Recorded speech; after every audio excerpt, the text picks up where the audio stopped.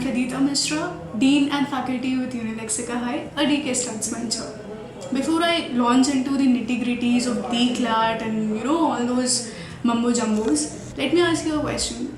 I really hope that your board exams have been well, because that is a precursor so that you can step into the next arena of DCLAT. CLAT is Common Law Admission Test, but obviously you must be knowing, and this year it has been conducted by Hidayatullah National Law University. A very special trait of Hidayatullah National Law University that I, as a law student, even when 6 years back when I gave the paper, I have seen is that they have knack for tricky questions. Be it English, be it logical reasoning, be it critical reasoning, they have this way of dealing with questions. They are not very obviously easy. But what they look for you when you are attempting a question is they look for your presence of mind. They basically see that whether you panic when you look at a question, or when you look at a question you have a very reasonable approach, which is what preparing for law is all about. They don't want lawyers, they want would-be lawyers, as a law student. So that's that, which brings me to two important aspects of this video, and my purpose is definitely not killing you with boredom. It's more about giving you tips on how to deal with two most fear-generating subjects of CLAT. First is English, and second is critical reasoning. Let's start with English. Very cliched. How do I learn vocabulary? 5 lakh words. I hate dictionary. Look at the size of that book. Oh my god, I can't do it. It's so tough. Vocabulary is a strict no. These are the words I mostly hear in almost 90% of cases of the students who come and have a talk with me, and they actually are panicking. How do we do vocabulary? Even if it's 2 words, there's negative marking and I don't know. First thing is that there is not anything to fear in vocabulary, because the moment you start talking, if you can speak in Hindi, you can most certainly talk in English. The basic rules never change, just the shape changes, So I'll give you a few little tips to make English a bit easier for you. First is, but obviously, to read. Read and read. Be it books, be it documentaries written, be it shows with subtitles, anything. Read. But if you are not very keen on reading, second thing is to learn the words with root words. In case you don't know what roots are, they are basically the source from which a word originates. For instance, I'll give an example. Morbid. I don't know what morbid is, but I know what mor is. Mor means death. So something to do with death is definitely morbid. So when you look up morbid in dictionary, it says something that is unpleasant, something that is deadly. How do you get this? Through the root. I'll give you another example. Sal.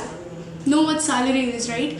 Every month you wait for this certain amount, you get pocket money, your dad gets salary. The salary comes from this root word sal, which means salt. So if you associate salt with money, just replace it. Salt is essential for your food, which is essential for your existence. So salary becomes essential for your existence. Isn't it easy if you associate a word with something that you do daily? That's how you learn words. Third step, if you cannot manage to do with roots and reading, pick up dictionary. Yes, you have to come to it eventually, but you don't have to mug the entire dictionary up. You can make do with words. Every word has a connection in another word. You categorize the words that you already know with the words that you discover have a similar meaning. That's what synonyms are all about. See, vocabulary is not that tough. Which brings me to a slightly more trickier subject, critical reasoning. Critical reasoning actually sounds very critical to your ears, but is definitely not critical. Is more of a test of your understanding of normal things.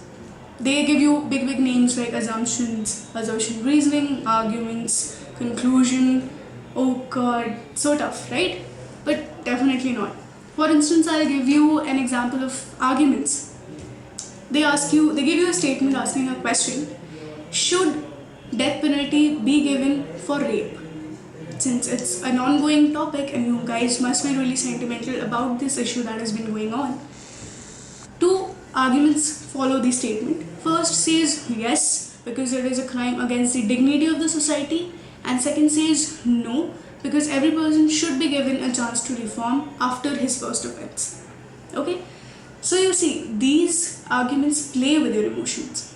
As a person, you would definitely say that yes, it is a crime against society and definitely the person should be given death penalty. But if you go by reason, if someone has committed an offense, our law says that that person should be given a chance to reform. So that would be a more cogent argument when it comes in critical reasoning. So it's nothing but application of your reasonableness and no emotions. No emotions, absolutely. You have to be as poker faced as Lady Gaga. Okay, so anyway, that's that. Why these are relevant is because when your vocabulary is good, your critical reasoning automatically becomes good, your reading comprehension becomes automatically good, and your grammar becomes more easier to be dealt with. Grammar is nothing but all game of phonetics, what you hear and not what you have to mug up. Okay, so it's definitely not such a big deal when it comes to English. Any language takes a lot of time, but that does not mean that you cannot conquer it in a short period of time. So that's that.